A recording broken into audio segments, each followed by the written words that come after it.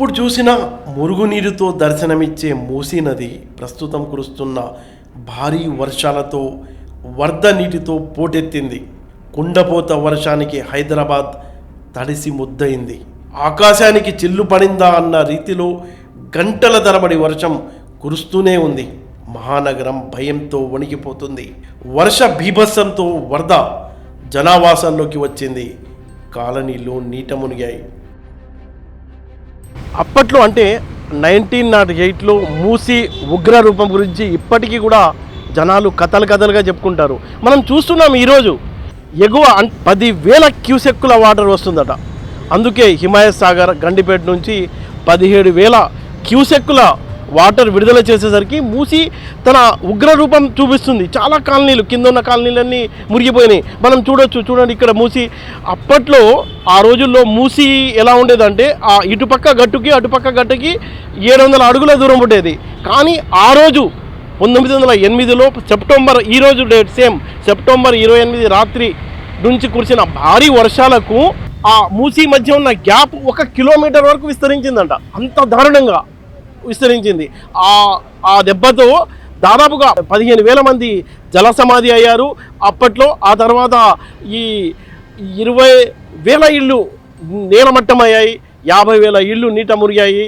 అలాగే 80,000 మంది నిరాశ్రయులయ్యారు. 13 లక్షల పౌండ్ల ఆస్తి నష్టం జరిగింది అని లెక్కలు స్పష్టం చేస్తున్నాయి.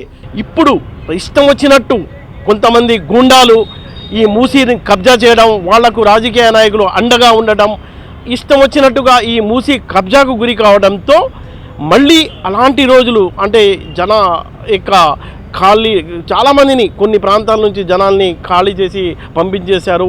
అంటే మూసీ నీటికి అడ్డంగా ఉండడం వల్ల రివర్స్ కొట్టి ఆ బ్యాక్ వాటర్తో ఈ CBS ఏదైతే ఇమ్లిబన్ బస్ స్టాండ్ ఉందో అక్కడ నీళ్లు వచ్చేసాయి టోటల్గా. ఇప్పుడు పండగ వెళ్ళే వాళ్ళు కూడా చాలా తీవ్ర అసౌకర్యానికి గురవుతున్నారు. దాంతో ఈ బస్ స్టాండ్ని కూడా టోటల్గా మూసేసి ఆ బస్సుల్ని వేరే ప్రాంతాల నుంచి నడుపుతున్నారు. ఆ దృశ్యాలన్నీ కూడా మనం ఇక్కడ చూడవచ్చు. చూడండి మూసీ ఎంత వైడ్గా, అంటే ఆ రెండు పక్కన ఉన్న గట్టుల్ని దాటి ఇప్పుడు మనం ఉన్న ప్లేసులు రాత్రి ఇదంతా నీళ్లు ఉన్నాయి. ఇప్పుడు కొంత తగ్గింది.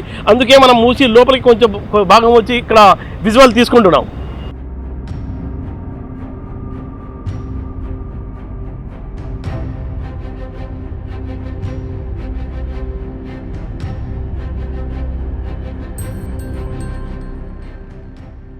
మేము ఇక్కడ స్థానికులం. ఇక్కడ ఎప్పుడు ఫ్లో, ఇంతకుముందు కరోనా టైంలో కూడా సేమ్ ఇదే విధంగా వర్షాల వల్ల ఈ విధంగా నీరు వచ్చింది. కానీ ఇప్పుడు కొద్దిగా ఎక్కువ వస్తుంది ఇప్పుడు వాటర్. ఇది ఫ్లోలో చాలామంది నివసించిన కొన్ని ఇళ్ళు లోపలికి జరిగి కట్టుకున్నారు.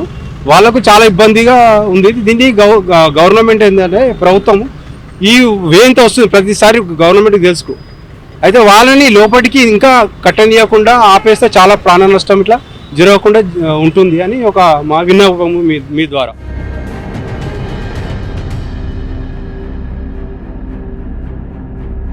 वाटर है वो ज़्यादा तरीके से पूरे रिवर्स को जा रहा है. जो भी एग्रीकल्चर है, फार्मर्स है, सबको अच्छी तरीके से उनके जो एरिया है कल्टीवेशंस के लिए सब जनों को अच्छी तरीके से पानी मिलता है. But the most important thing is like कि जो पुअर पीपल है, स्लम एरियाज है हमारे एरिया में जियागुड़ा में, जहाँ पे मूसी रिवर एकदम क्रॉस घर को लग के होती, तो थोड़े जो ऑलमोस्ट जो छोटे छोटे घर है वो ये पानी की वजह से डैमेज हो चुके हैं. But some of the other way जब डैम्स ओपन हुए तो एडवांटेजेस भी रहते, डिसएडवांटेजेस भी रहते. तो advantages we have to accept and disadvantages के लिए प्रिकॉशंस रहने चाहिए. But most important thing I am requesting all the human beings, everyone, videos और व्लॉग्स के लिए do not risk your own life.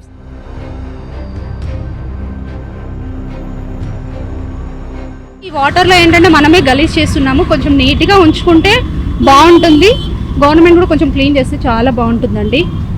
ఈ వాటర్ వల్ల కూడా కొంచెం పూర్ పీపుల్స్ ఈ వాటర్లో లాస్ అవుతున్నారు ఇండ్లు అవి.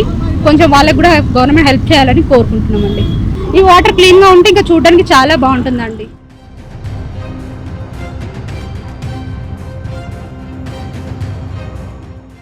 ఈ డ్రైనేజెస్ అన్నీ మొత్తం దీనికి కలపడం వల్ల చాలా గలీజ్ అయిపోతుంది. ప్లస్ మళ్ళీ చూడడానికి విధంగా వేరే ప్రదేశాల నుంచి వచ్చే వాళ్ళ విధంగా చాలా గలీజ్గా కనిపిస్తుంది వాళ్ళకి.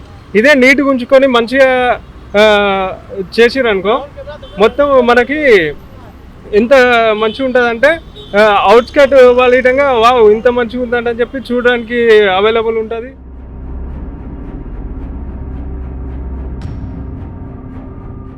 హైదరాబాద్లో ఇంత నీళ్ళు రావడం అప్పుడు వస్తుండే. చిన్నప్పుడు మేము చూసాం కూడా. మా ఇల్లు ఇక్కడనే, పత్రగట్టిలో మా ఇల్లు.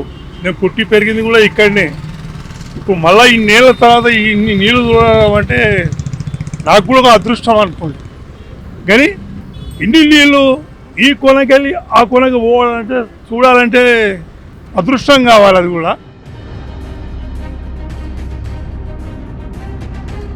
ఇంత వరదలలో చాలామంది చిన్న చిన్న ఎవరైతే ఆక్యుపై చేసినారో వాళ్ళు చాలా నష్టపోతారని చాలా ఆలోచిస్తున్నాను. ఎందుకంటే గవర్నమెంట్ ఇప్పటికైనా ఒక మంచి స్ట్రక్చర్ క్రియేట్ చేయాలని. ఎందుకంటే ఇంత వర్షం రేపు ఫ్యూచర్లో ఇంకా వస్తుంది. ఎందుకంటే ఇది మామూలుగా మనము సిటీలో ట్రీస్ తక్కువైపోయినాయి. విండ్ అనేది క్లౌడ్ బస్ట్ అనేది అక్కడే ఉండి అక్కడ బ్లస్ట్ అవుతుంది. కాబట్టి ఇంత సిటీలోనే దీని యొక్క ప్రభావం పడుతుంది. అదే వేరేస్ అయితే ట్రీస్ ఉన్న దగ్గర క్లౌడ్స్ అనేది మూమెంట్స్ ఉంటాయి. మన దగ్గర మూమెంట్స్ కనబడతలేవు. అదే ఒక వన్ ఆఫ్ ద రీజన్ అయి ఉంటుంది క్లౌడ్ బస్ట్ కారణము. ఇంకోటి ఏంటంటే ఈ సిటీలో అందరము కంజెస్టెడ్గా ఉండడము. ఇంకోటి ఈ యొక్క నాలా చాలా పెద్దగా విస్తరించాలని నా ఆలోచన. ఎందుకంటే రేపు ఫ్యూచర్కైనా కూడా మన పిల్లల భావితరాలకి దీన్ని మంచిగా అందియాలి గవర్నమెంట్ అని కోరుతున్నాను.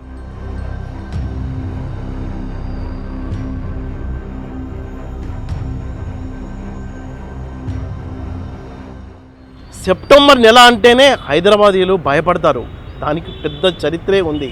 సెప్టెంబర్ 26 నుంచి 28 వరకు ఆ రోజుల్ని తలుచుకోవాలంటే కూడా అప్పటి ప్రజలు, హైదరాబాద్కి సంబంధించిన ప్రజలు బాగా ఒక నానుడి ఉంది ఉర్దూలో, సెప్టెంబర్ కా మహీనా సితం కా మహీనా అని. సితం అంటే బాగా బాధలు పెట్టే, నష్టం తీసుకొచ్చే నెల అని ఒక నానుడి ఉంది హైదరాబాద్లో. మనం చూసాం నిన్న సెప్టెంబర్ 26 రాత్రి అయితే చాలా భయంకరంగా కొన్ని మురికివాడలు, ఇక్కడ మూసీ పరివాహక ప్రాంతంలో ఉన్న ప్రాంతాలన్నీ నిద్రలేని రాత్రి గడిపాయి.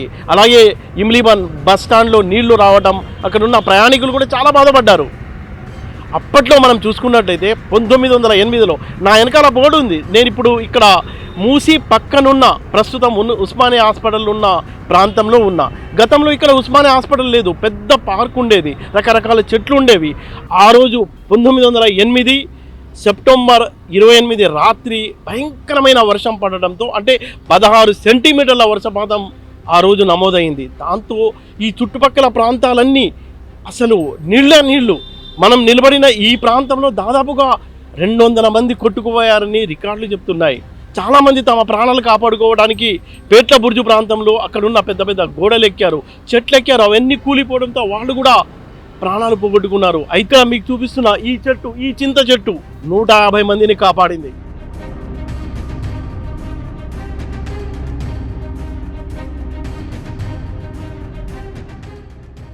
ఆ రోజు ఈ చింత చెట్టు ఎక్కి ప్రాణాలు కాపాడుకున్న వారు ఈరోజు బతికిలేరు. ఇప్పటికి కూడా హైదరాబాదీలు సెప్టెంబర్ నెల ఆ 26, 27, 8 రోజుల్లో ఈ చెట్టుని తెలుసుకొని సాల్యూట్ చేస్తారు.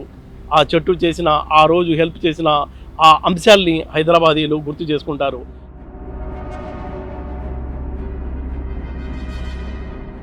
1908లో ఇదే వర్షం పడి మూసి ఇలా ప్రవహించింది.